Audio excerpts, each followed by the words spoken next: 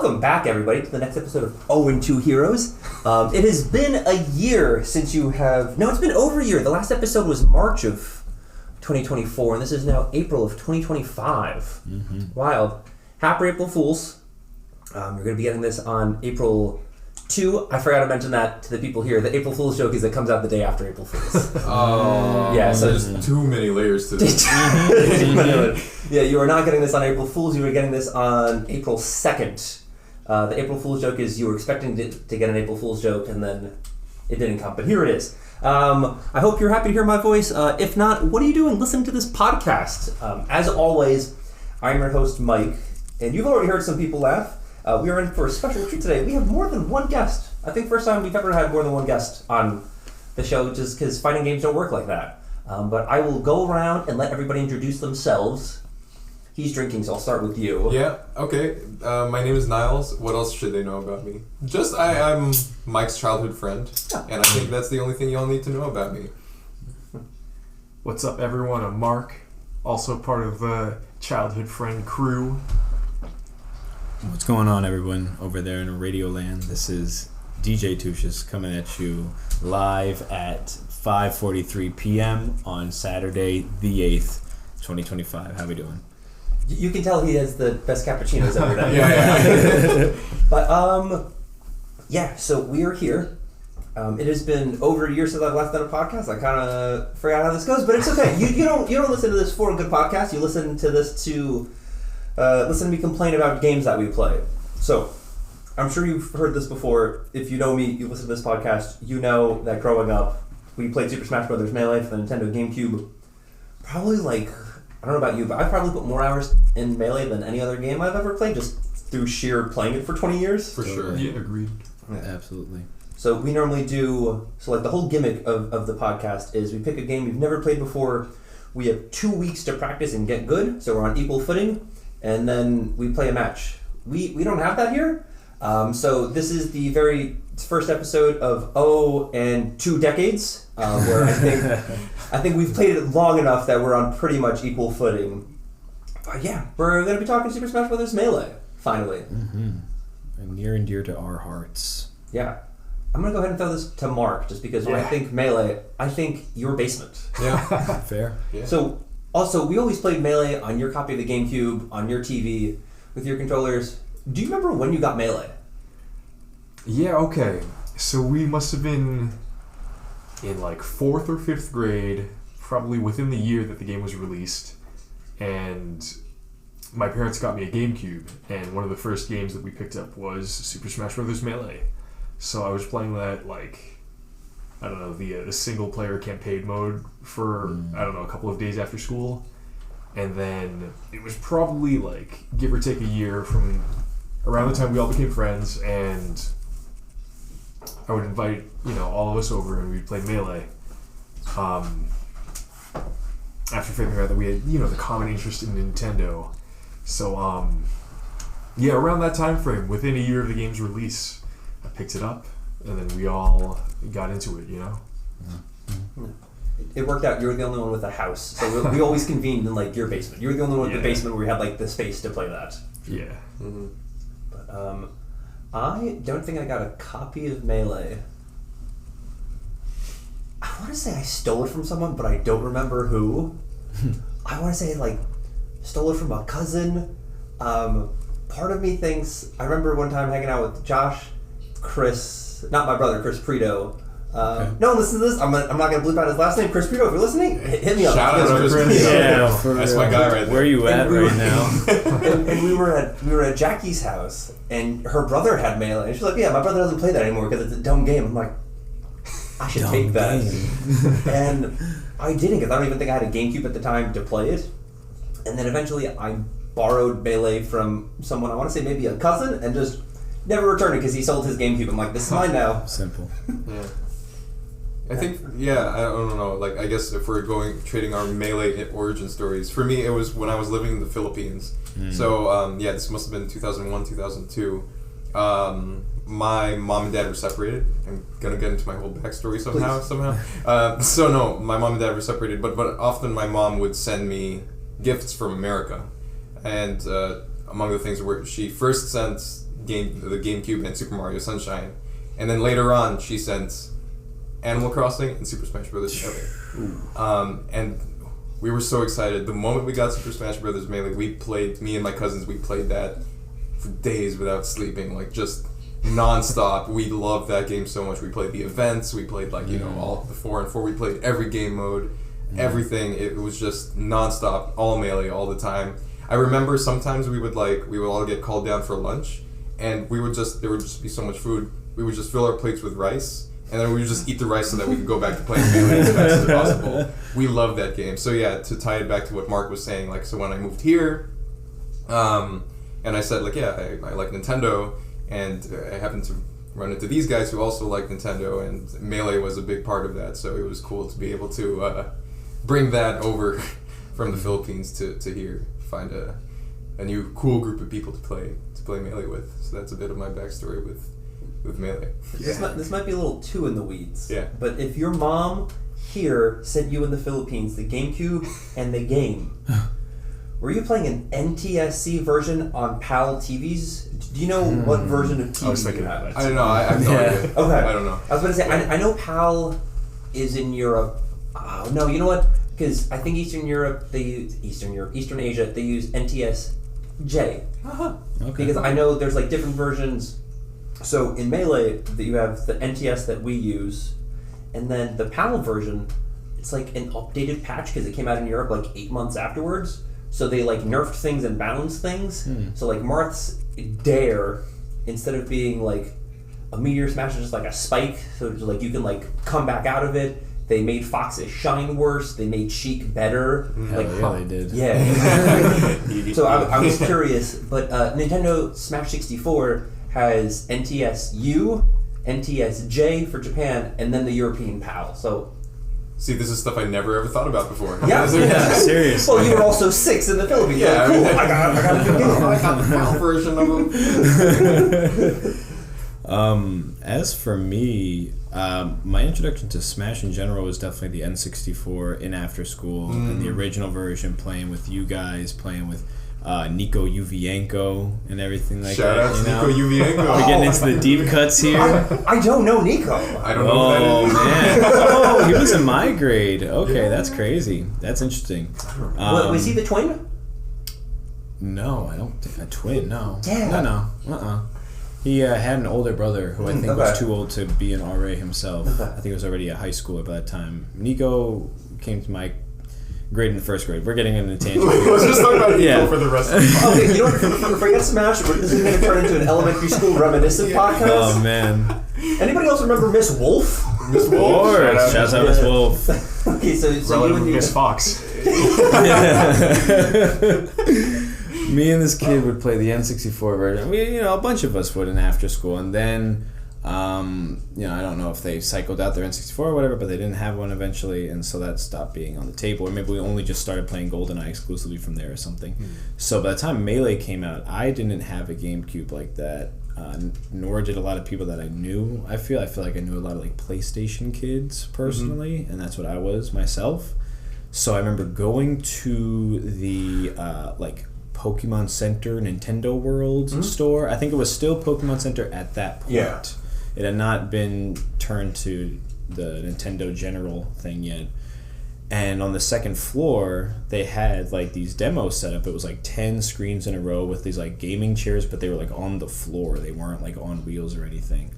And you could just sit and play the single player mode. And I just remember, I think I played NES for the first time, and I was just like, holy shit, this is definitely a step up from the N64 version. But since I didn't have a GameCube, I just played exclusively at places like Mark's basement, Michael Sullivan's basement. Shouts out Michael Sullivan. That's Michael Sullivan. Yeah. For sure. Y'all know that one. I know that much.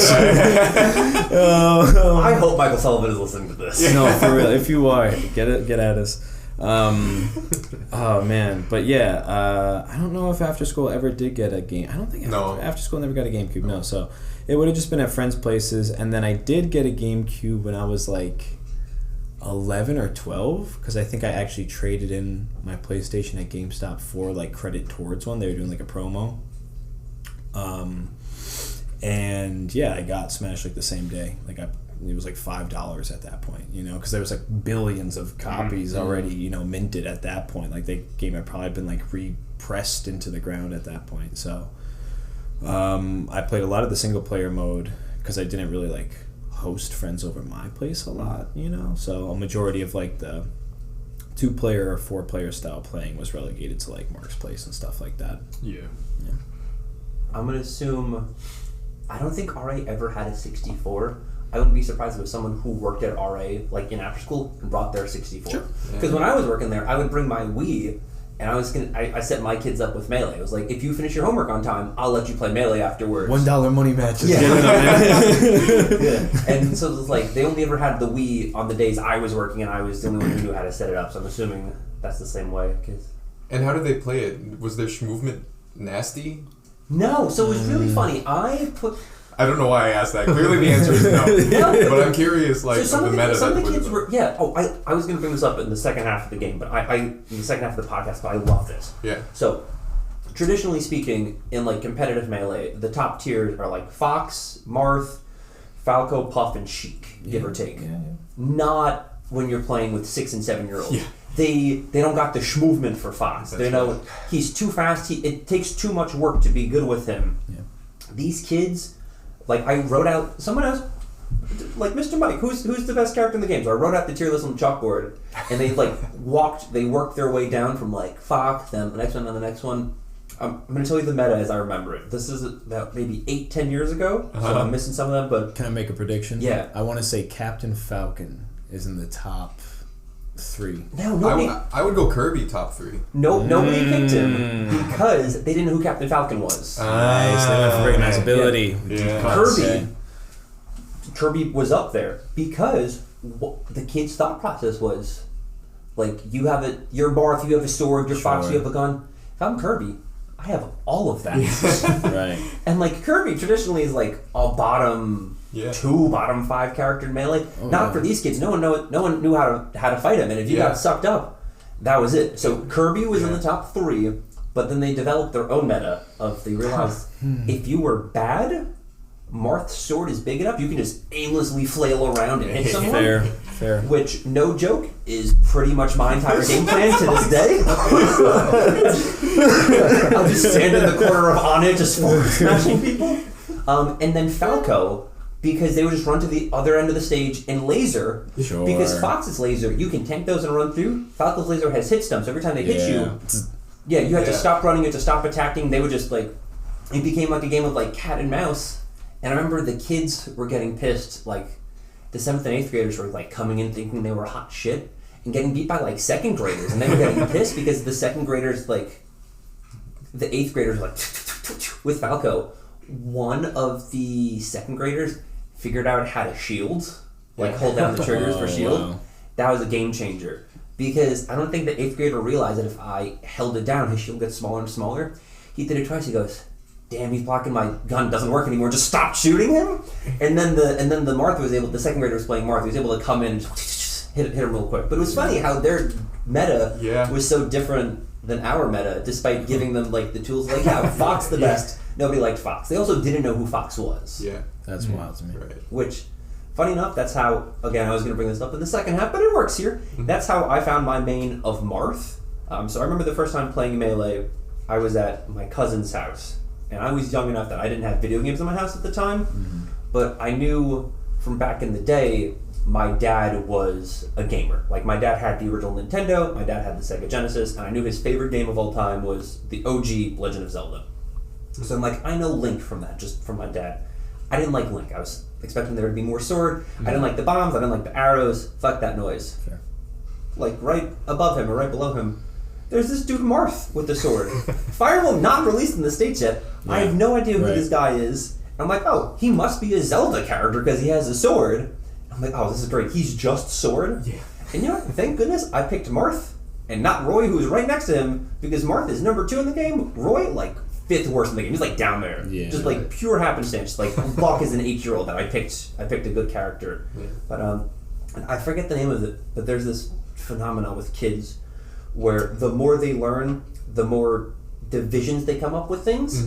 So like they see a dog. A kid sees a dog for the first time, and they go, "Okay, everything on 4 legs is a dog." So then they see a cat, and they go, "That's a dog." They're like, "No, that's a dog. That's a cat." And they go, "Okay, so anything smaller than a dog and 4 legs is a cat." So then they see like a mouse, and they're like, "Oh, that's the small cat." No, they just have to like learn like the differences between them. Sure. And like I didn't know that at the time. Like, oh, he has a sword. Must be a Zelda character. Yeah. Okay. Nice.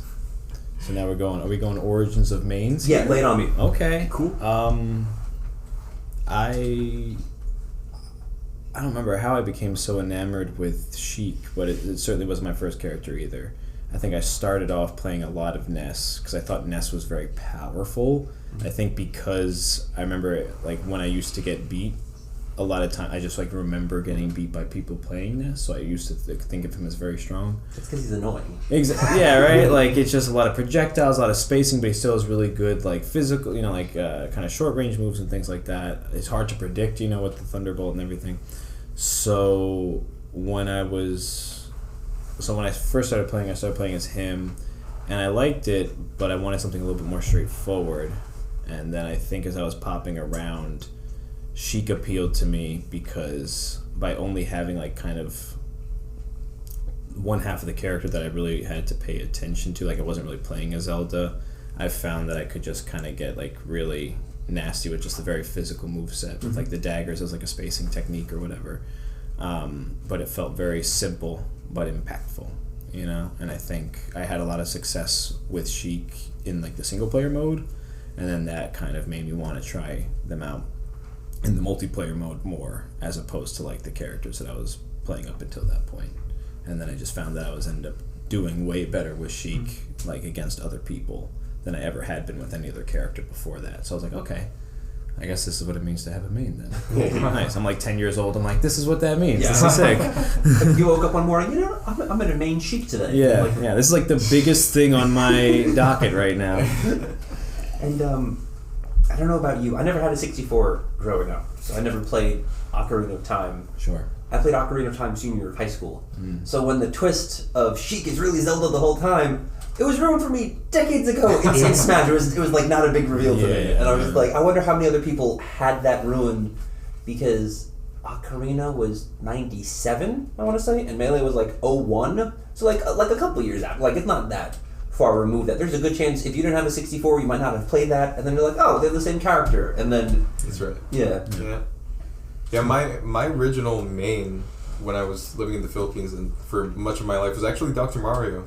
So, yeah. That dude hit like a truck. You got the forward air, boom, you get the big fist and the wahoo, and then he hit like a truck. And I was similar to Ian, like I was just winning a lot of my games, and it felt very comfortable playing this character. But then I watched, then YouTube started to exist, and then there was this whole other layer of Melee called competitive Melee, and I saw this guy Mewtwo King playing Marth. And I was like, I want to do that. Like let's just do that. Let's throw Fox up in the air like 20 times. Let's go off stage and edge guard people. Like let's spike people. It's really evil cool. So shit. he actually inspired me, and I think that's a really cool thing about Melee. Like a lot of people talk about like the movement and stuff like that. If you like watch sports, like if I'm watching a Nick game back in and I watch Jalen Brunson play, I can be like, oh, I can follow his footwork. I can do what he's doing. It was similar with Melee, like, oh, Mewtwo King's doing this forward air thing. I could also do that kind of thing. So it's a really cool thing that you could, just like in real sports, you could see something and immediately apply it in Melee, and then you start to like get deeper and deeper based on that, and that's how I grew to love the game even more. But yeah. That's a great origin story. Yeah, There's an actual like competitor type, like look at the pro competitor. Yeah. Learn from him. That's cool. That raised a memory in my mind between you and I. I'm going to wait to see. I'm going to let you tell your origin. I'm wondering if you thought the same thing I did when he mentioned that. Okay, so I'll go with my origin story. I remember as a really young kid, I was playing Smash 64. And at the time, amongst my cousins, Kirby was the character to play. Because you can fly. They'll knock you off stage. It doesn't matter. You're going to fly back. So I used Kirby for a little bit in 64, and then I figured out Fox in 64. His jetpack carried him pretty decently back onto the stage as well. So fast forward for when Melee comes out, I was playing a lot of Fox in single player. I thought he was so fast. He would just dart around the stage, and then you could use the C stick laterally to do that forward kick, and that was pretty cool. Cooking up the enemy computer characters, and I feel like I had a good degree of success amongst my friends who were still too young to play competitively. But I really enjoyed Fox in those moments. As we got older, I really enjoyed Marth because of his movement and he was able to hurt people at long range, which was pretty cool. With a sword, pretty decent reach. So his movement and his gameplay style, all of that influenced my decision to play as Marth and also Fox. 2 mains, main and co-main. So that's my story. I remember. Okay, I'm just gonna go ahead and say this at the top of the. I say top of the episode. We're already 20 minutes into it, but Niles is pretty far and away the best out of all of us. Easily. Just he's okay. You mess me right now, Mark. And then I don't feel bad throwing him under the bus because he's not here. He's off being a firefighter. He should have taken the day off. And the fires will wait one day. He should have been here. I'm gonna say Corey was kind of at the bottom too. And then just we were in the middle, fighting out to see who was in the middle. And I remember for a while we were both doing Marth dittos against each other. Yes. And I was trying to get the edge up. You're the reason I got into competitive Melee. I was I need to be better than Mark. Mark and I are neck and neck. I need something just to put me over the edge. So even before I was going to tournaments, I went to YouTube. I still had dial-up at this time, a burgeoning thing. And I was how to be good with Melee Marth. And the first thing to come up was a Sephiroth Ken video. It was a 3-hour stream of just him doing Marth practice. And then I remember a couple weeks go by. I don't even have Melee at this time. I'm just watching and trying to remember what it is to bring it into Mark's basement. And then I do whatever it is one day, and Mark was wow, how'd you do that? I'm like, I watched a video online. He's like, did you also see the Sephiroth 10 video? He watched the same one I did. He knew what I was doing. It's a good memory. Yeah, so I'm assuming he had the same thought process of I need to beat Mike because we're the same character, we're neck and neck, and just I just thought it was funny that we both watched the same 10 video. Yeah. That is so cool. Wow. Good memory because I don't particularly recall. Yeah. So that was the intro to me wanting to take this seriously. You invited me to a Smash tournament one time. Yeah. We're in 7th grade. Yeah. DeVry University, Long Island City. I had a high school entrance exam that day. Yeah, and I called DeVry University, and this is probably just some student setting up in the rec room. I called, presumably spoke with campus security who has no idea about this. I'm hey, I'm running late for the event. Will it be okay? It's yeah, sure, whatever, kid.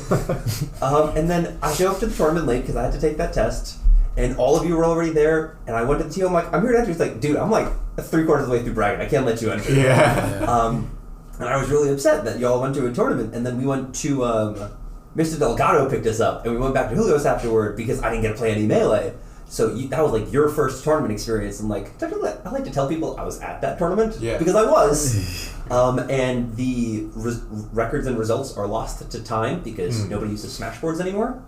I think you can look it up. I remember. Oh, I tried. I found the tournament thread on Smashboards for that exact tournament. I cannot find the tournament results because I wanted to see how fucking 12-year-old Mark and Niles did. Like that. Yeah. Because I remember the top 2 because the number 2 fucked me up. This guy his name was Demon, and he was part of a clan called the TSA, the Smash Associations or the Smash Assassins or something. And I was that guy's number 2. There's someone better than him. So it's everyone has that first tournament experience. Do you remember who number 1 was? Stars on Edge. Really? Yeah. These are names that you don't hear anymore. Yeah, no, these are old school. Old school. I was going to say, I didn't recognize either of those names. It's been a minute since I heard TSA. Yeah. I mean, that's... that's back in the era when, people had clans. Yeah. Now professionals will get, sponsored by, Liquid or, Evil Geniuses or Cloud9 or something. Back then, it was just, homies getting together and just like challenging other homies and coming up with like a fake crew name, and they would enter the names as like the Smash Alliance or like Deadly Alliance or like the Smash whatever that was. Yeah, For sure. I was fucking baptized by Demon, man. His fox was moving around and like up airing me. He would pause in the middle just to style on me. I've never been more like, wow, there's levels to this. I'm not the best in the world like I thought I was. Picture this cat with like the 2 snake bite piercings and shit like that. A backwards fitted and shit, just cooking you. No, That's funny. Definitely the vibe back to that. Yeah, I think of anyone here at the table though, I have absolutely the least amount of like any kind of competitive exposure or like participation, and just I don't know, of all of the games that I've been into that I think I would have a compulsion to do that with, Smash always felt a little bit too just like homely for that, you know, like Smash felt too just kind of like ingrained in like what I just considered to be fun, to the point where I was like competing and it didn't, because there was people that I knew were just like on a tier that is, you know, multiples above mine, and I'm probably not going to get there with this particular thing, and I want to keep it pure, you know? So like for me, like it stayed in the basement, it stayed in the bedrooms, it stayed in the living rooms, you know? And I appreciate, you know, going out to like Royals and stuff like that once or twice.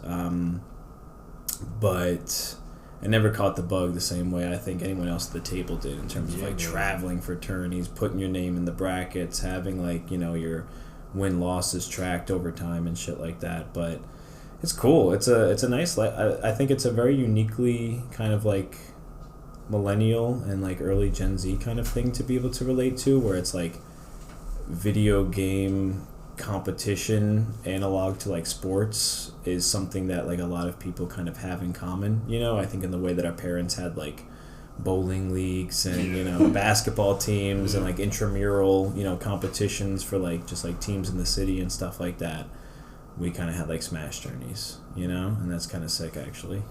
Your Sheik was hella good though, like for not being serious about competitive. Your Sheik was cool. I remember like Mark and I were like going to Royal every week, and you showed up like once a year, and you beat both of us. What the fuck? Yeah, you don't play this? exactly. I remember losing to Ian in a money match. We had some good times. Yeah. And it's wild that you say that, because like you were with me the day Royal started. Like he was with me. So we keep talking about Royal, and I used to run a weekly Smash tournament in the basement of a comic book store. Technically speaking, it was attached to the comic book store. It was technically the card store, right? Sports memorabilia. Yeah, it was like the sports memorabilia and like the Yu-Gi-Oh card store. We were in their basement, and we would do like weekly tournaments. And I used to have to like bring bulky CRT TVs down there, and I was walking by one time because we were going there to get comic books. Sure. And they had a sign, "Join us for our Smash tournament." I'm like, that's awesome.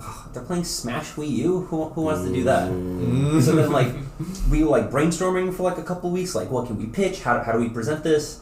And then Ian and I went back to the comic shop, like, the following month. They were like, "Hey, we have a proposition for you." And I'm going through my spiel, and I remember James cut me off. James was the guy who owns it. I'm like, oh, fuck, I blew. He's like, "All right, thanks for the rant. Bottom line, what's in it for you? What's in it for me?" And I'm like, you're going to get as much money as everybody comes to play. Everybody's going to pay $5. You get that entire portion. Me, I'll do it for free. We just get a spot to play Melee. He's like, okay, done. And easy gone. Like, that's literally how like Royal started. And just like, you were there. You were with me both times. We talked to James about that. Man, I was there providing emotional support. I had nothing logistic to offer, but just being an extra body of legitimacy. So it's not just this one lone kid coming in here and asking about this, but instead there's strength in numbers. And yeah, I mean, it was just nice to have any kind of like tangential connection to what I did kind of see as like a really cool and legitimate little third space for the people our age, you know, in our physical community. You know, it was cool to have something organized like that people could find a consistent social gathering in, you know? I know I shit on Corey a little bit earlier because he's off fighting fires, but I'm going to give him a shout out now. He donated his GameCube to Royal. He was nice. like, I don't play anymore. Yeah. Take my GameCube, I don't know if he had a copy of Melee, but he was like, here's all of my GameCube stuff, use it for Royal. I'm like, dude, I appreciate this. You get lifetime entry to Royal. Normally you have to pay $5 to get in. You pay $10. $5 goes to the venue as like rent. Sure. And the other $5 that was collected in the pool, and top 3 would split that. I'm like, Corey, when you come, you don't have to pay venue. I got you every time. He's like, great, I'll be there. Never once showed up. Yeah. True as a point. Just wanted to give the stuff to support the community. He was like, again, only tangentially part of because we were a part of it. Mm-hmm. But yeah, I was gonna say that was like probably the most competitive. We were. I know you were competitive longer than us, but at that time we were going to the comic shop tournament, and St. John's had a free tournament on Thursdays. I was going to 2 tournaments a week. This was like my grind. This was like what I was trying to do. Yeah. And then everything kind of just people moved away, and just like everybody who was running St. John's graduated, so they stopped doing it, and I moved, and Royal stopped running it. I think if anybody's listening to this, and you live in Queens, you live in New York, and you want to go check out a new tournament, they have a new one at Pig Bay Barbecue in Astoria. I didn't know it was Astoria, Long Island City. Astoria, which even if you don't like Melee, not Pig Bay, Pig Beach. Bro. Pig Beach. Pig Yes, Beach. yes, thank you, Pig Beach. Yeah. Shouts out Pig Beach. I was like, wait, Pig Bay, that's not right. Hold on. Pig Beach, yeah. I was thinking Bay of Pigs. Exactly. This ain't no invasion, dude. Pig Beach, not the most recent tournament, but like 2 competitions ago, they were voted best barbecue in the world. Old claim. At that spot. At the Memphis in May World Barbecue Tournament. Like the best barbecue joint on the planet was hosting Melee tournaments. So please, if you're listening to this and you're in New York, go get some good barbecue, play some good Melee. Also, it's next to my favorite museum, Museum of the Moving Image. You make a fucking day trip out of it. Shouts out Museum of Moving Image. Yeah. I know this is not a New York museum podcast. I just wanted to give them a quick shout out because they're cool. Just go hang out there. So many people and institutions getting shout outs in this podcast. I'm loving this energy. We are all fists, no facts. I should have prepared. Honestly, I was like, should I do research for this? I'm like, I've been playing this game for 20 years. I'm not researching shit. Your life is the research, dude. And you know what? It shows because I think we've talked about Mrs. Vivillas more than we've talked about any of the characters in the game so far. But does anybody want to talk about anything about the game, about your experience with it before we play each other and then come back and talk about the mechanics of the game? Mm-hmm.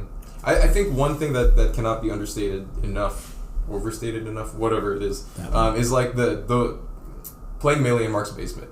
It was like the default activity. Mm-hmm. Whenever we went there, we would just, because we would often go to Mark's basement. It was like at least twice a week or something like this. And it would just be, what are we doing? We're just playing Melee. And we could play Melee for either like half an hour, or we could play it for like the entire, like 8 hours, and it would just, we'd burn ourselves out from it, and we'd go back in it again like later on in the week. So it cannot be understated how central Melee is to like our friendship. Absolutely, We had a lot of great memories with this in our childhood coming up. We got to experience, our own like individual like casual enjoyment of the game, bringing it into a casual / competitive type of environment where we all played together because the meta was pretty close, except for Niles. And then to bring that type of energy into an actual Melee competition, as we all got a little older, play against other people. Nothing but special memories. It was almost like bringing the vibe of Mark's basement to like and sharing it with other people a little bit. Yeah, because we would continue running it like in another basement. Yeah, true. And there was pipes above us. That's how it was like unexposed.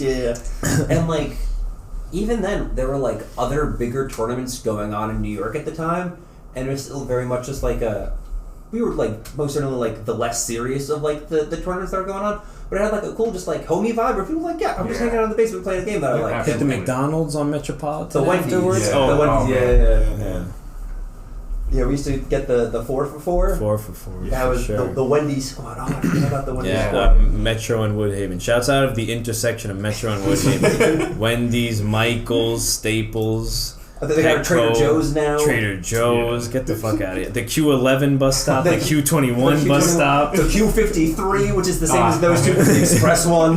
Go to fucking Rockaway Beach on that. Make a day out of it. Get out of here.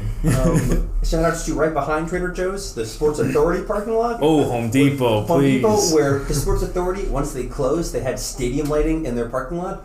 We used to go and play Ultimate Frisbee at night because we could see at night and there was no one there to kick us out, and we used to remember I used to go do like the Rockets people for the 1 week I worked at Johnny Rockets. There's something undeniably New York about Smash, though, and also in my opinion. Like, as we're kind of talking about this, and we are talking about the geography of all this, and then we're kind of getting into these other extended, just like city kid activities, like go to the empty lot where we're not going to be chased by security to go play Frisbee. You know what I'm saying? Yeah. Like, I feel like it was such a universal experience amongst people that we grew up with to play Smash. Like, everyone had some type of exposure to it, even if it was like, my brother plays it, so I've played it with him a couple of times. That's like the only video game I've ever played, or something like that. Like, 2, I grind multiple tournament nights a week, and like I try to keep track of my elo, and I have rivals and shit like that.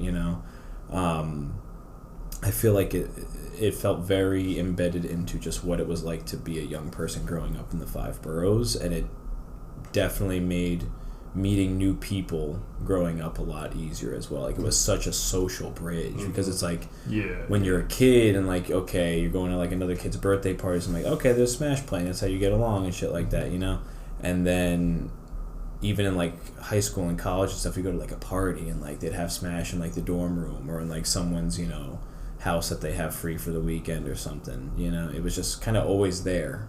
So it was a really easy way of just finding commonality with people, even if they weren't like full-on gamers themselves, Yeah.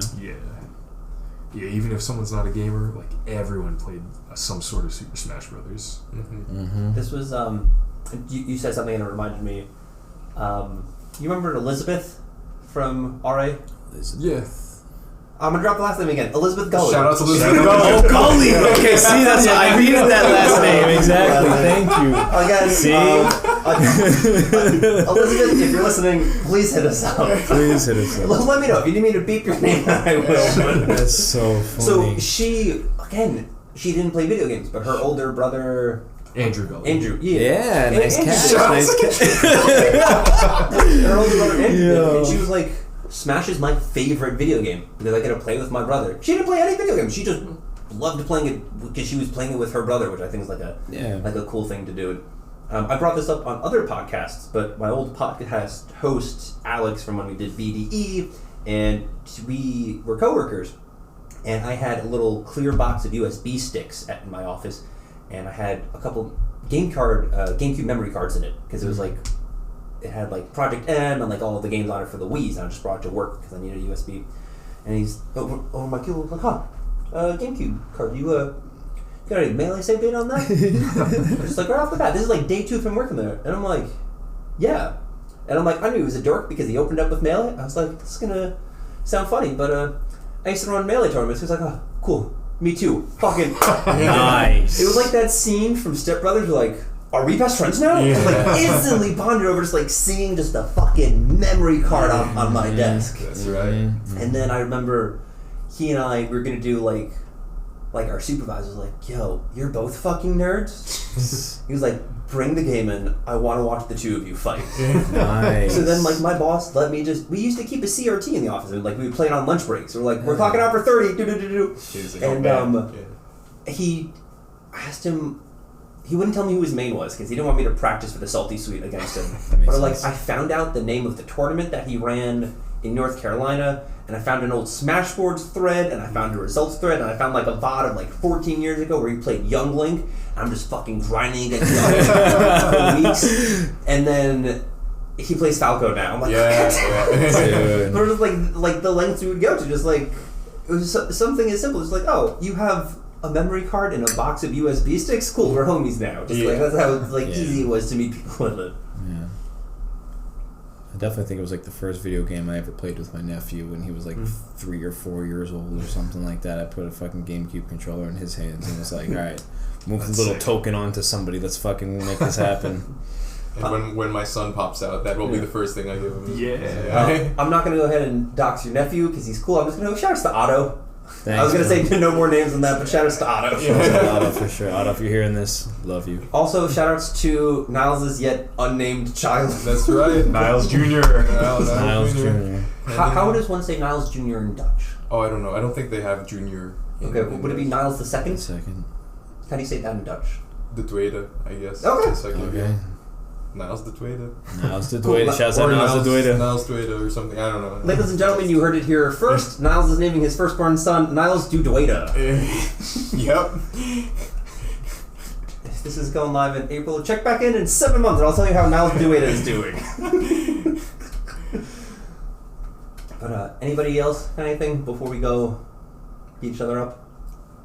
No, I'm ready for some rounds. All right, cool. Let's get it. Y'all better catch his hands. All right, everybody, stay tuned. We'll be right back after a brief word from one of our sponsors. And when we come back, we'll got more Melee for you.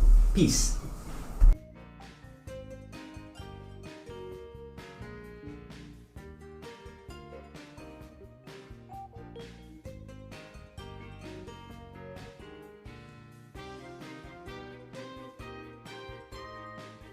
I would like to give a very special shout out to today's sponsor. Today's sponsor is none other than the legendary, the classic, Snake Oil. That's right. 0-2 Heroes is officially teamed up with Snake Oil to bring you the best product. You might be thinking, Mikey, I thought Snake Oil was bullshit. I thought people stopped selling that after the Cowboy era. You're right. It was bullshit. Until they added one secret ingredient. And you know what? I'm going to tell you what it is right now.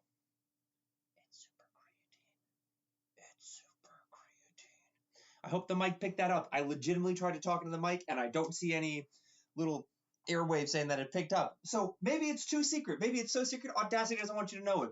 Anyways, that's what's in the snake oil I am selling to you today. This snake oil with super creatine is so good at what it does, it can cure literally anything. Mumps, measles, any disease, anything that ends in an itis or an itis, something you gotta go to the doctor for. Look, no one wants to go to the doctor now. Especially not now. They're cutting health insurance. Who knows if we're even going to have a health department 3 months from now by the time this episode comes out. So instead, just use snake oil with super creatine. And it will don't let my lawyers hear that. It will not cause, it will cure whatever ailments you may have. Rheumatoid arthritis, boom, cured.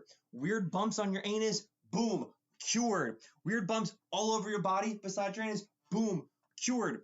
Not even bumps, you got weird wrinkles, this will cure it. You know what? I've had people come to me, they're like, hey Mikey, I was born with a weird displaced third arm coming out of my belly button. Do you have anything for it? I go, yeah, snake oil with super creatine. Boom, cured. That person no longer has a third arm.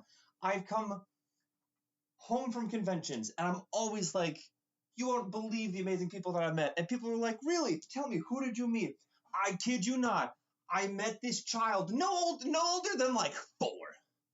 Maybe 5 tops, like 4 or 5, like kindergarten age. And cross my heart, they had 9 heads. 9 heads, 18 ears, 18 eyes, 9 noses, you know, the whole 9 yards, no pun intended on that one. I swear to God, 9 heads. And this kid... or kids, I don't know how they refer to themselves. The kids were like, please, Mikey, I need your help. How do I get rid of all of these 9 heads? And I gave him snake oil. I gave that kid 9 individual snake oils to put in their mouths. But I didn't tell them which head to put it in. They had to figure out that themselves. A lot of the heads were arguing, no, I want to be the surviving head. No, don't get rid of me. This guy had one head coming out the back of his knee, and that head was really adamant that he should be the sole surviving head. I'm like, kid, you got to sort that out on your own. I gave you the snake oil, super creatine, and that's all you need to cure this, to get rid of all of those heads. Guess what? That kid came back to me 9 months later. Again, no pun intended, just 9, common number. 9 months later, only had 1 head. Got rid of 8 of his fucking heads because of snake oil, super creatine. Now, you might be thinking, where did I get this special secret ingredient from? It was a secret ingredient to everybody's least favorite energy drink company, Bang. Jack Owak made it. And when they went out of business because they got sued to oblivion and Monster bought them, they released the secret ingredient that's super creatine into the public domain. And once it's in the public domain, I started mixing and matching it with the snake oil that I had already bought. I bought like 4,000 like crates worth of snake oil, just taking up room in my basement. And I added this super creatine to it. And you know what? It fucking works now. Jack Owak was onto something. You're not supposed to put it in energy drinks. You're supposed to put it on snake oil, and it cures everything. Like Frank's hot sauce. I put that shit on everything. I am perfectly healthy now. I am going to live forever. I'm going to be honest. I don't want to live forever. It sounds fucking miserable. Good God, I do not want to live forever. But that's the curse I have to deal with for making snake oil with super. So, if you want to get on this flow, if you want to heal whatever ailments you got, Venmo me $50. My Venmo, you guessed it, at Mikey Tabletop. I'm not very original. You know my name, you know my Venmo. That is my actual Venmo. Send me money. At least $50 to add Mikey Tabletop on Venmo, and I will send you snake oil with super in it. And it should work for whatever ailments you have. If it doesn't work, you just gotta buy more loads. You probably don't have enough doses of snake oil yet. So like I said, reach out to me at Mikey Tabletop on Venmo. Send me $50, and I will send you snake oil. You think I'm joking? I'm not. I will send you snake oil if you Venmo me $50 at Mikey Tabletop, and it will cure whatever ailments or diseases you have. Anyways, I'm not going to keep you much longer. Shout out to snake oil. Enjoy the show.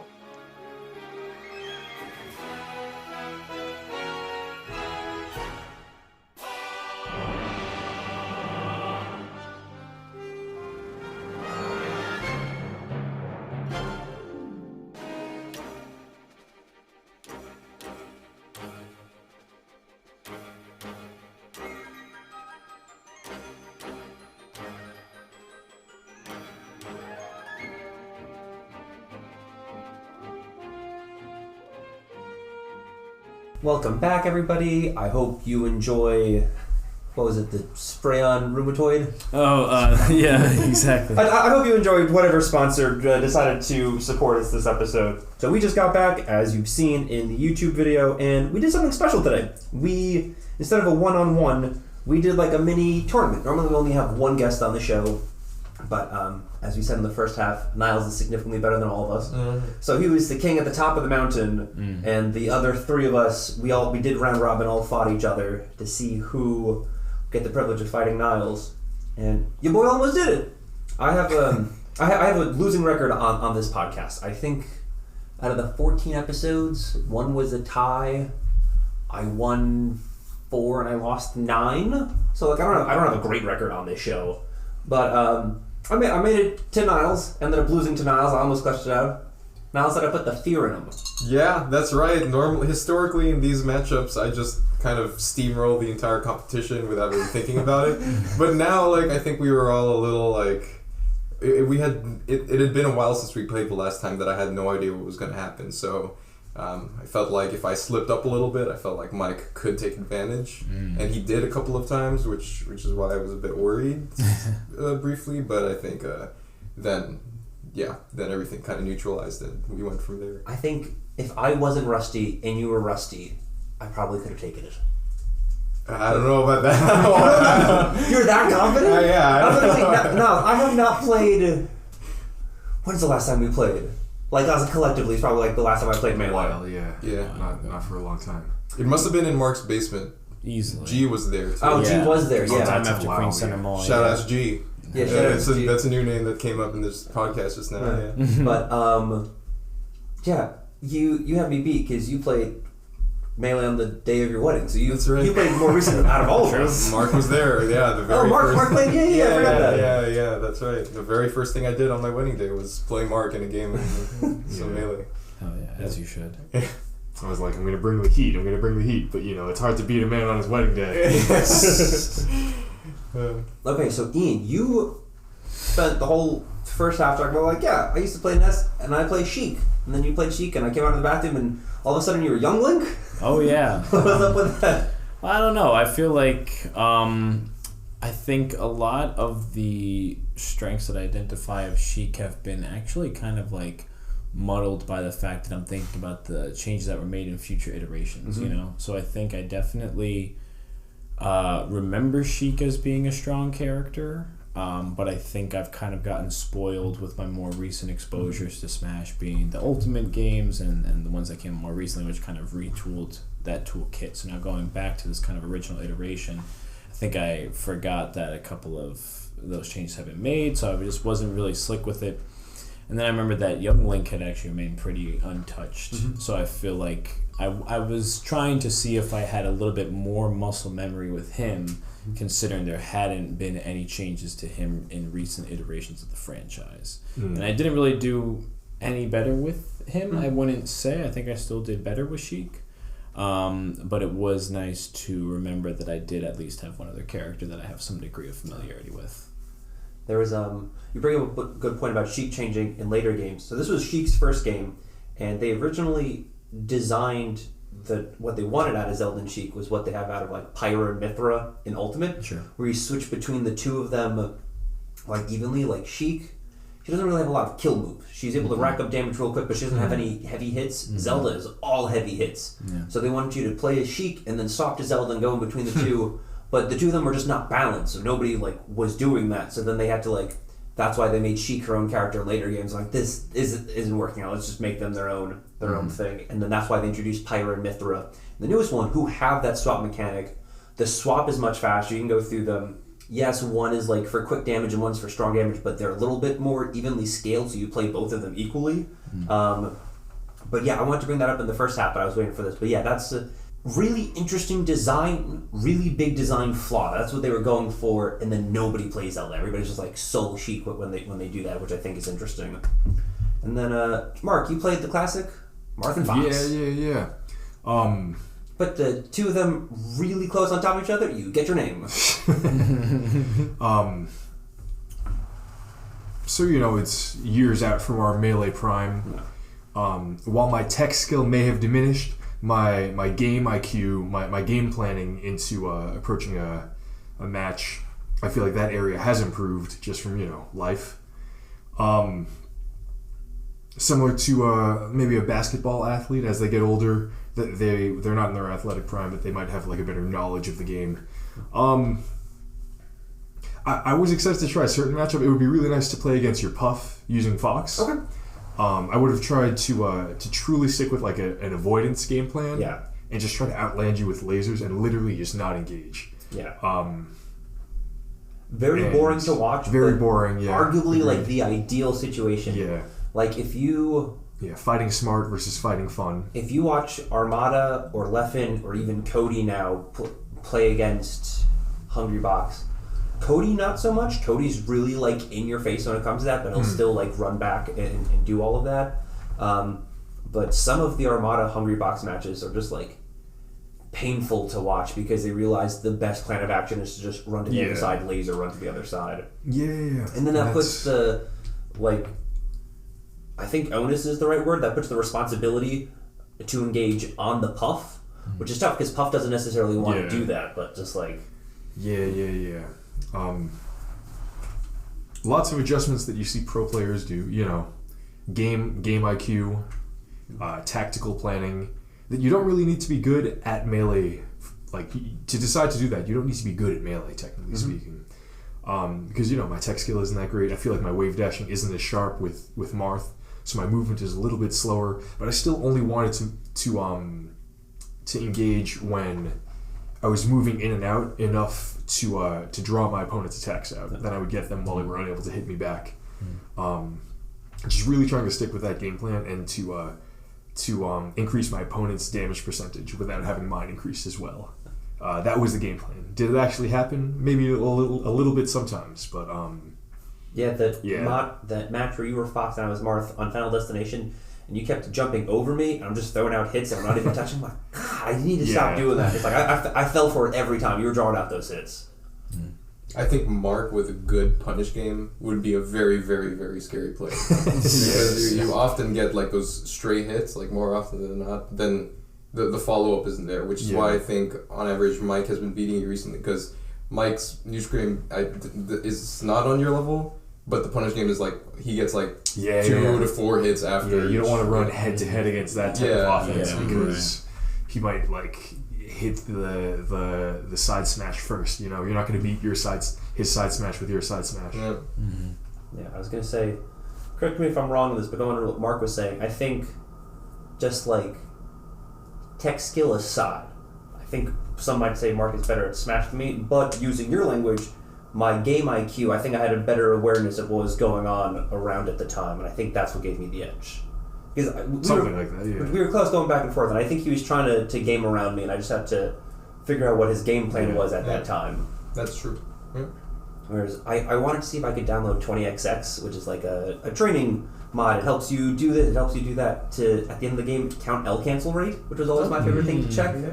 Because I could feel I was missing a whole bunch of L cancels. And for our listeners at home, one of the big things that makes Melee so exciting is there's so many little text that you can do, like little advanced movement things that aren't necessarily like in the game manual. One of them being L cancel or lag cancel.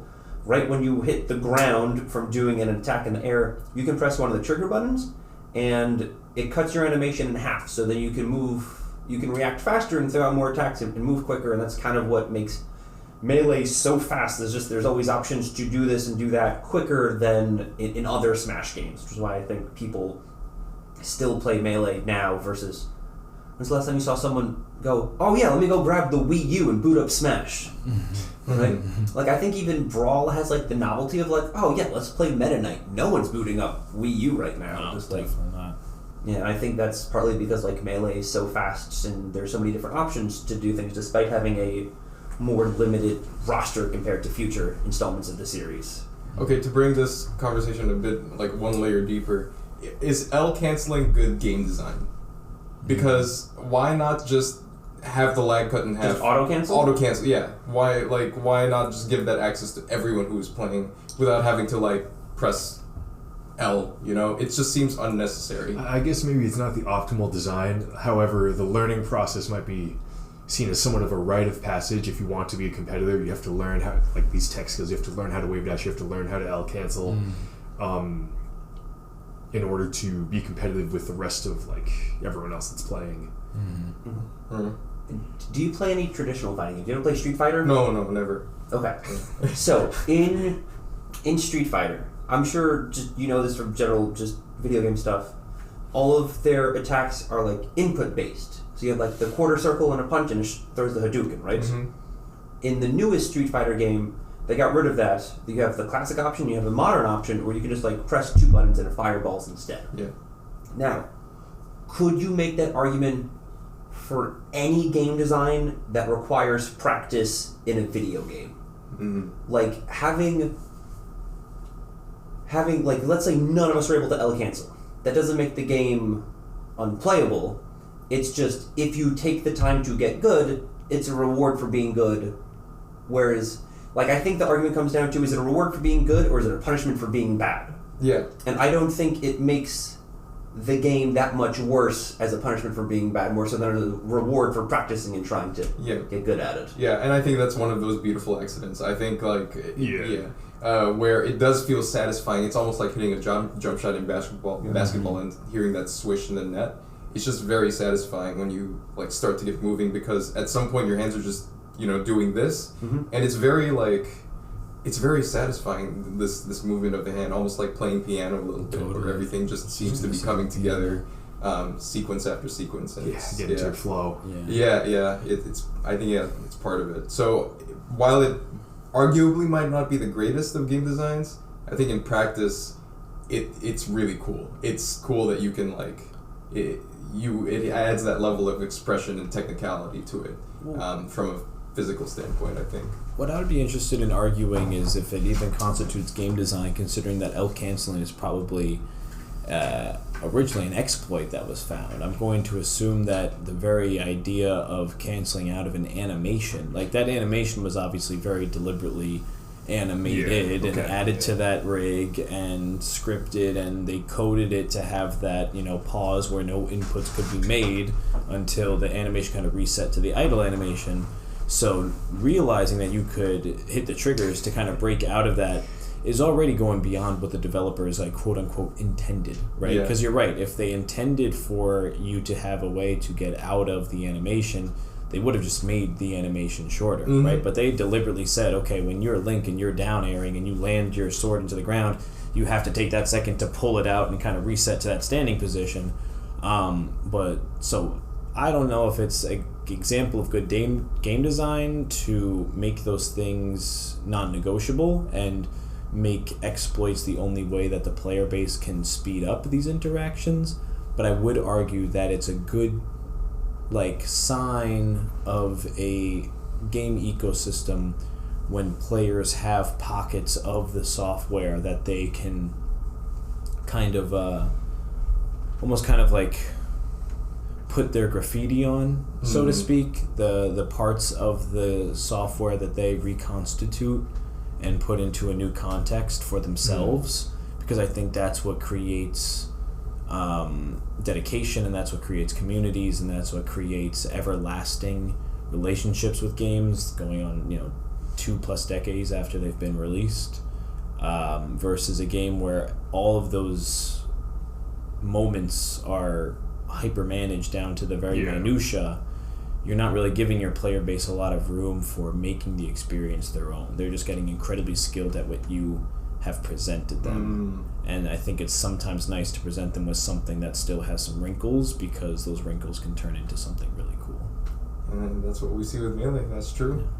That's true. Yeah. Anyway, I think that's extremely technical for what this podcast is, but no, it was that's what the back half of the podcast is for. Okay, that's right. Yeah, because it's first half all vibes, second half analysis. Yeah. So I think one thing I'm coming into this second half conversation thinking about in that vein is how the physics of Melee and the physics of Smash Brothers as an entire franchise really is very particular. We understand that as human beings, walking down the street versus swimming in the water feels differently on our bodies, and the amount of force that we have to exert to move through different substances is different, right? And I think it's so interesting how the muscle memory associated with Melee is so due in part to how it's gravity works and how inertia works and momentum. Versus in other games, I feel like there's a little bit more of the standardization to all that stuff, or at least there was by the time Melee came out. Absolutely. With other games, I feel like the game sense was a little bit more uniform, but with Smash Brothers, there's always been this kind of that's Smash physics, And I guess because I haven't played in a really long time before playing it today, I guess after playing a whole bunch of other games, whether it was with a keyboard and mouse or with a controller, over the past year or two since I last played Smash, I'm really coming face to face again with how particular it just feels to play that game. How far to expect a character to move when you jump from a fully standing position, not moving in the first place or something like that. Compensating for that. Yeah, man. Very, very interesting. And I think a lot of that comes from it being a platform fighter versus a traditional 2D fighter, like Street Fighter or Guilty Gear. You have physical more room for movement. True. So they have to make sure that the physics stands up, moving around, and all of that. Or just when you're playing, all of the attacks feel like they have a weight against them. When you get hit with Fox's laser, it's a laser. It feels different than hitting someone with the fucking Ice Climber's hammer. There's a funk to it. It feels like a solid hit. And just going back to what you said about the standardization of movement later on, I'd say a little bit after that is when people introduced ragdoll physics, and that became all the rage. Yeah. Where the fact that every character has their own weight and they react differently to different hits depending where the screen they are or how much damage they took. Whereas I feel later on, a lot of games would be you got hit and you go to it, and just it's very just standard across all the characters. They got hit, so they react a certain way. But every interaction in this game, based on the size, the weight, the speed of the character, how much damage they have, what attack they were hit with where on that all interacts differently. And I think that's what that's one of the things that makes Melee so cool, is that every interaction you have is different. You and I were playing Marth Fox, and it was entirely different from how you and I were playing Marth Fox. Because of just the way things interact with each other, which I thought was interesting. The way that you can express your own style, specifically in Melee, the feel in Melee combined with expressing your own individual style is such a unique experience, which is probably a majority of the reason why Melee is the only game out of the entire Smash Bros. Franchise that I could really, really enjoy. The other ones, the feel is different. You know, the movement is different. It's phenomenal that Smash Ultimate has like this massive roster, and I think Melee really doesn't shine in that area of the game. There's only like a handful of characters that we could play as, but the feel is so fluid. It feels like if I was like doing paintball or like fencing or martial arts, it feels like I'm there. Like every input with my hands into the controller gets this immediate action on screen that the other games don't have. And to like the feel of doing that and competing with your opponent is just such a unique feel, that the other Smash Bros. Games don't have. Yeah, that whole thing of self-expression, like even at the level that we play at, because of course, like in like at the top level, people express themselves very differently. But here, it's like I see Ian's style of play. I can see like when he was doing the up B with Sheik, I was like, oh, I think he's trying to play the newest version of Sheik, where up B is a kill confirm, but in Melee it's not. It's yeah. And like Mark, like you say, it's like you're playing it almost like you're fencing a little bit. You're just like kind of feeling out the space. And I have to like bring up Julio, right? Like missing his style of play, very cerebral. You could feel him like he was a tricky player. Yeah, like breaking down the opponent. My man knew no tech skill. No tech skill, by the way. No tech He was good at figuring you out. Yeah. He played the person sitting next to you, not the person on the screen. So it's really cool to be able to say this, but it's not something that I can say for many things. Even in sports, like I don't know. I mean, maybe I'm just randomly shitting on golf, but like, what's the difference between like, is there a level of self-expression in golf that is possible? I can't comment on golf, but I will comment on professional cornhole. Okay.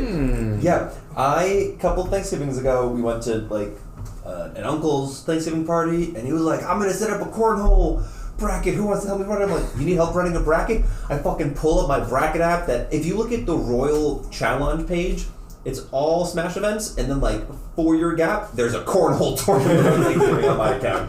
And I'm running a bracket, I'm calling people, and I was having a lot of fun doing it. I'm like, I don't want to play cornhole. I'm going to look up professional cornhole matches. I'm going to watch it because I'm going to get into like commentating cornhole tournaments. Boring as fuck. Yeah. When you get to that level, everybody is so good, every throw goes in the hole. There we go. Right. It's literally the same throw over and over. And yeah, maybe sometimes people will throw it underhand. Sometimes people will throw it like a ninja star, like a cross, but it's always just the same thing. Just like it arrives at the same place, it goes in the same hole, and the expression is literally just in your elbow movement. Just like I said earlier, you can show someone a video of you and I playing Marth Fox, you and I playing Marth Fox, and the two of you playing Marth Fox, and they'll be able to tell that like it's different people playing. Whereas like even without looking at the player cams or like the hands, whereas if I showed you a video of cornhole beanbags going into cornhole, it's just at the end of the day, it's just the same thing, Yeah. Whereas like if you were to go basketball, even basketball, there's like physical like movement, there's expression in there, just like Fidel Castro inventing the Euro step type of thing. You can. What? Yeah. Fidel Castro, he was a big basketball guy. I didn't know that. I must have missed that part of the orientation. They don't tell you that in American schools because we hate Cuba because they're communists, but he invented the Euro step. And just like you can see when people play basketball, because it's like a physical movement, like they will like dribble different ways or like fake out different people or just like even like pass or like dunk different ways where it's just like I don't know enough about golf to comment. Yeah. Cornhole, if I showed you video clips of cornhole, you'd be like, that's cornhole. It means nothing to me. Just yeah. Whereas there's a shout out to a YouTube video this time. There's a video. It's called Melee's Jazz, and they take a 3-minute match of two people playing Melee and just like with their expression, they just like improvise jazz over it, and like each hit has like a different symbol that correlates to it, just to show like because they correspond with the music to what was going on the screen, just to show how expressive it was. They like you could hear it visually. You could hear it like how expressive each thing that they were doing was. I thought that was a really interesting video. As someone who doesn't know anything about music or jazz, I was like, oh, that's cool. I think Mark would have a better appreciation of that than I would, but Yeah. even then, like the feel of improvising in jazz, you create these, you assimilate these little pockets of knowledge that you bring out for your improvisation. It's the same as Melee. It's the same. Like, oh, we got Mike stunned by a hit, and he's at this part of the stage. Let me input this thing that I've memorized and tried to execute like hundreds of times to try to get like a final hit on him that'll knock him off the stage, take a stock. It's the same concept of assimilating knowledge and bringing it out as an improvisation. It's that type of self-expression. There's a lot of similarities. So, Melee is jazz. I was going to say, I can't say you heard it here first, folks, because I'm literally referencing a video, but you heard it here at some point. Melee is jazz. Now, one of the questions I always ask at the second half of this podcast, if you worked for Nintendo at the time, you, Masahiro Sakurai, your homies, and they come to you and they're like, yo, Ian, roster's feeling kind of lackluster, you can add one character to the roster. Who would it be? Good question. I'm assuming this has to be a Nintendo character. That feels like it's within the... Not necessarily, because like the next game they introduced guest characters.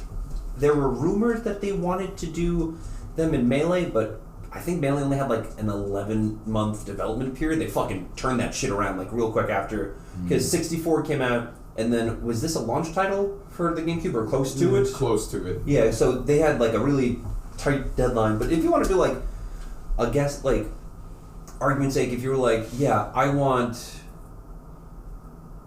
Kratos from God of War, I'd say no, just because he didn't exist at the time. But if you want to be like, I think Crash Bandicoot would be cool as like an intercompany crossover. Well, I'll tell you one thing. I think actually something that would have fit is, maybe 3-4 years ago, something like that. Nintendo for a week offered a free download and trial of the Pokken Tournament game. And so I downloaded that. I had a blast with it. That game is actually super fun. Really tight fighting game with like really great moments. I love their system of switching between the Soul Calibur style like 360 arena that's like mostly like spacer focused, and then you would kind of come in for clashes in which it switches to more of like a 2D like Street Fighter style thing. And I really became enamored with Suicune as a character in that. And I feel like I would love to include Suicune in Melee in order to have like some quadrupedal representation, which I think Smash eventually got, right? When they got like Duck Hunt Dog and stuff. Yeah, like I guess that. so. I was thinking it's still lacking, but a roster of 89 characters. Is Duck Hunt Dog the only quadrupedal? Just because even like the other Pokemon are still... Bulbasaur. Oh yeah, Bulbasaur. Or Ivysaur rather. It's Ivysaur is the one. But yeah, so some more Pokemon representation would be good besides just Pikachu and the Mewtwo, like the obvious ones, Pokemon Trainer was a step in the right direction for sure. I loved that character in Brawl and Ultimate. That was such a sick addition. Me as a sucker for like multi-character characters, right? So I think that Suicune, was timely, right? Smash was what, 04 if I'm not, or 01? 01. So, Crystal had like just come out like that year or the year before. I think it came out in 2000 proper, at least stateside.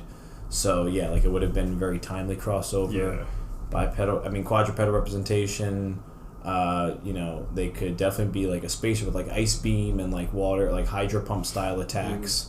I love in Pokken Tournament, like the little like ribbons that are kind of like coming out of their head are also like prehensile slapping, moves. So they can have like a mid-range physical move, which I thought would be kind of cool.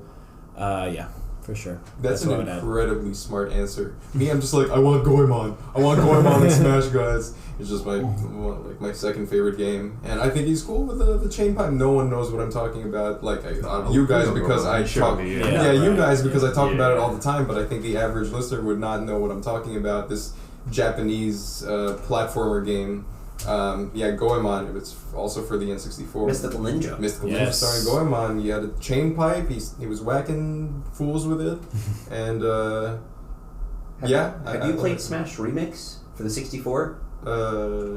No, but I did see the. They added him to it. It's nuts. They added a bunch of characters. Yeah, that's cool. Yeah, respect. Yeah, that's cool. It looked really cool. Yeah. No, my answer is always Goemon. For most things in life, my answer is Goemon. Name of your first child, Goemon. How do you say Goemon in Dutch?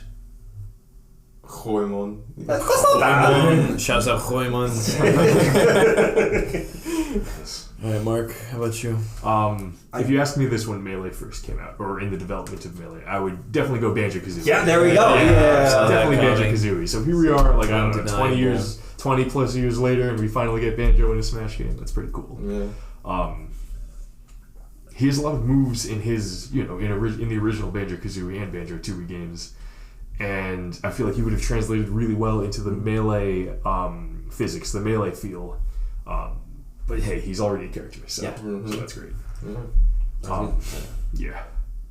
Banjo-Kazooie was also going to be my pick. If you asked me when it came out, I might have picked him. So I have this weird relationship with Banjo-Kazooie where I never played Banjo-Kazooie growing up, but I always wanted to, but I never had a 64, so I had like a longing. So like there's this weird fascination. Banjo-Kazooie's so cool. Banjo-Kazooie's the best. I've never fucking played the game before. So if you asked me, Banjo-Kazooie probably would have been up there on my list, and I was super excited when they announced Banjo-Kazooie for Ultimate, despite, at the time, never playing Banjo-Kazooie. I just think, despite no longer being a Nintendo character, they're such like a quintessential Nintendo platform icon that it fits with the vibe. Sure. So I picked up Banjo-Kazooie as like a secondary in Ultimate just for the sake of, I've wanted them for years, I wanted them since Brawl, there now, I think that's cool. So like, but since you already said Banjo-Kazooie, I'm gonna go Sonic the Hedgehog, I think would fit in there. Just, again, at the same time. Oh, he would be so fast in Melee. Probably around the same time Sega stopped making hardware and was moving to just doing like games and not consoles anymore. So like the Nintendo Sega rivalry was like kind of ending, and Sonic shows up in Brawl anyway, so just like, I think Sonic in Melee would work. He would either be really fun or just like really annoying to fight. He would be very obnoxious because in Melee you preserve the jump maintains the movement speed or whatever it's called. So that would be crazy. Just Sonic jumping around. Yeah, they'd have to like stringing together. rework what they have now and do that. Yeah. I think out of all of them that they've done so far, I think Project M Sonic is pretty fun. I think he's like the most balanced and less annoying version of that. Also, the most recent version of Project M, Project Plus, added Knuckles, which is like really cool. They gave him like a dig bit mechanic. They gave him like a glide mechanic where if you hold jump, it's almost like the Peach glide, where just like he'll glide for a little bit and then fall. And just like at the time, if you asked me, I'd be like, oh yeah, Sonic is better than Knuckles. But having played both of them, like Knuckles and Melee physics is really fun actually. By the way, Nintendo is suing you as we speak for mentioning Project M. Yeah, I'm gonna cease and desist. If there was anything to bleep out, it'd be that. It would be that. I'm keeping everybody's last names. I'm gonna drop Andrew and Elizabeth's mother's social in this, but I'm gonna beat out Project M. And out of curiosity, just because there's so many stages and music and characters, anybody have like a favorite track, like a music track from this? Definitely the Fountain of Dreams. The bam, bam, Oh, that's a good one. Yeah. For me, it's a no-brainer. It's the alternative song of On It. I think it's Mother 2. Na, na, na, na, na, na. I've like, there are certain things. There are certain songs where it's like the moment I listen to it, I love it. That's only happened like at least 10, like maybe 10 times in my life, and that was one of those times. Just being a kid and like hearing the alternate theme for that stage, I was like, oh, this song is amazing. That's cool. Yeah. I would go with the Donkey Kong stage on the waterfall where they do the remix of the DK64 rap. I think that song's pretty fun. Yeah. I'm trying to think. There's something special about the fucking like the theme music. As soon as you boot it up and like you hear like this full orchestra come in, it's like, oh, that's cool. That's intense. I know we're not talking that game, but I recently re-listened to the Brawl theme song by Nobuo Uematsu, who does all the Final Fantasy music. It's so fucking good. I was about to say, but yeah. So just Smash consistently has good theme songs, so I'd probably go with like the opening cinematic. I didn't really care for the Ultimate theme song. The light one, I preferred the instrumental version. I think it was fine, but just like Melee and Brawl in particular had really good ones. I can't actually think of what the Wii U theme song was. I can't remember. I think wasn't it the same? No, Smash 4. Yeah, I know. I forget. Yeah, Smash 4, very forgettable game. Yeah, seriously. Join us next April Fool's Day as we cover Smash 4. Yeah, was there... I got a couple questions left, but before we get to that, anybody else have anything about like the game or the mechanics or the match that we covered? That we played that we didn't cover yet that you want to bring up? I just gotta say it's a pleasure. Like whenever we play like that, it just takes me back to Mark's basement in that time. Yeah. Like just to feel our meta again after a couple of years of not playing, or like no matter how much time, you know, it's always really cool to feel it because the enjoyment that we get out of this moment is like a reflective of the massive amount of enjoyment and memories that we had growing up. So to get a taste of that now just reminds me of like the good stuff, you know. And I already asked about the characters. The last question I have, and I prompted this, and we talked about this months ago, but if someone's listening to this, and I go, oh, this sounds cool, I want to get into competitive Smash, if you could recommend them one match to watch, what would you be like, this is competitive Smash? I have an immediate answer for this. So when earlier I referenced like going on YouTube and seeing Mewtwo King. So when I typed Super Smash Bros. Melee in the search bar, the specific set that would come up is Mewtwo King versus PC Chris Evo East 2006. Okay. Yes. Because that was just what was on, and that blew my mind. But that's not the set I would recommend. I would recommend a similar set with Mewtwo King in it. I would think it would be Mewtwo King versus Shiz in Revival of Melee around 2007. And it wouldn't be even a set, it was like Game 4 of Losers Finals or something. The Yoshi story Yeah, one? the one on the Yoshi story was Marth versus Falco, and it was just like whatever I watched on steroids. Like Mewtwo King, like Shiz was going crazy like on Falco, and Mewtwo King was just doing all this crazy stuff on Marth. Like, oh my god, is that possible? And then you have the grassroots element. You have the raw commentary of like you know every second word is a curse word, and like it was before we were esports, and they could say whatever the hell they wanted. Yeah, exactly. So it captures a lot of the stuff that I love about competitive Melee, the grassroots aspect, the fact that that it was built up from basically nothing, the cool things that you could do from a character perspective, so that would be my pick. And you can show that without context. Like you don't need to know who Mewtwo King is. You don't need to know what like who Falco is or who Shiz is and why that's impressive. It's just you look at it and it's like, oh, this is really cool. I think you're better off not knowing who Shiz was anyway. Okay, I hear there's some controversy there, yeah. I was going to say, do you have one? Yeah. Oh, look, cool. For some reason, from what you've said earlier, I think me and Ian have the same match that comes to mind. But it would be Hungrybox versus Armada, I think it was, from Evo 2016. Yeah, 2016, there we go. We watched it at your place. And I remember the outburst of emotion from Hungrybox when he won, and also like Armada's like blank stare after he lost that match. And I'm like, wow, this is like a real competition. Like they were really, committed. They sacrificed so much to make their once a year in Evo. So big moment for that guy. Totally.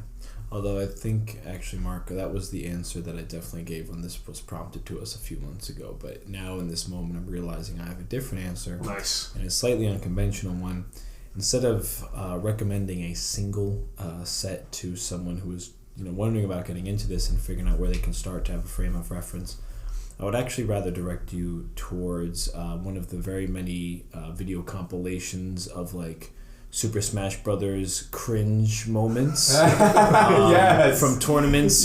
People controller throwing, people having meltdowns on stream, people breaking the console, fights happening. There's been ever since we've started streaming locals and streaming smaller tournaments, by having a camera and audio running in the middle of this comic book store or this bar or this rec center, we now have a near infinite amount of this man baby moments that we can kind of run back for laughs. So I'd recommend that to a new player, only to give you a frame of reference as to how not to conduct yourself and how to not act, how to not accumulate salt and what not to do when you're feeling frustrated with what should, always be a fun experience, even when you have something on the line, so to speak, Yeah. like that. The answer I gave last time this was prompted was Smash Summit 11 Grand Finals. It features Mango, who is an old school legend, arguably one of, if not the greatest player in like the history of Melee. He's been doing it for like 15, 18 years at this point. He won his first tournament at like 16. The man is like a father, has a family now. He's just been playing this whole time. He's playing against Zane, who is like one of the new kids. And this was the first tournament after COVID. So this was like the first in-person tournament. It was a fundraiser. Like the prize money was like crowdfunded. It's the largest prize pot of all time. It goes the full game 10. It's 2 games, and it was just cool to see like this old school player and this new school player come in and to have such an explosive set for the first time in like 2 years after COVID. I thought it was just like a great set. Cool. And the one thing, like the Mewtwo King at round 3 is a great set. It's like 320i potato quality because it's filmed from like 2005. This was from 2021, 2022, I think. So it's like slightly better quality. So just like if you want about the history of Melee, that's a great set. But if you watch this, you'll be like, man, is this what I'm gonna look? Is this what it's gonna look like when I play? Like mine's a little bit of a newer set, so it just like might look more visually exciting. But like I think that's a great like historical set because Mewtwo King is also like not just great in Melee. He was great in Brawl, arguably the best in Brawl. Was good in Wii U. I think like most people agree he's like the best across all of the Smash games. Like if you look at people's results, so just like the dude's a fucking like classic when it comes to that. But I will link all 4 of these videos. I'll find my favorite cringe video to put unless you have one. I'll put them all in the show notes below in case you want to look at that. I have nothing else Melee wise I want to talk about. Anybody else want to throw anything out before we close? All right. No, this was fun. This was fun. I didn't mention it at the top of the episode, but we recorded this one in person, which I think is only the second time in 5 years since I've done like an in-person podcast, which is always fun. So it was cool to get 4 of us here. I'm gonna let everybody go around and plug their socials, or if they got a concert coming up or something. Just like if you want the people to find you, let them know where they can find you. Niles, where can the people find you? Find me in Belgium. Come say hi. I don't know. Where in Belgium? I don't know. Just look around for me and challenge me to a game of Melee. And if I say yes, that's probably me. Fly to any airport in Belgium. He's probably there. It doesn't matter which one. Just any airport. That's me. No, I got nothing to plug. I'm just a dude. Does Woodhaven have an Instagram now? Oh yeah, we're thinking about that. Yeah. I do own a book stand in Belgium. So if you're in Belgium, this podcast is going to come out 2 months from now. Yeah. Do you have even a hypothetical at whatever that just throw it out now, and maybe in 2 months it'll be there? I think it'll be at woodhaven.leuven.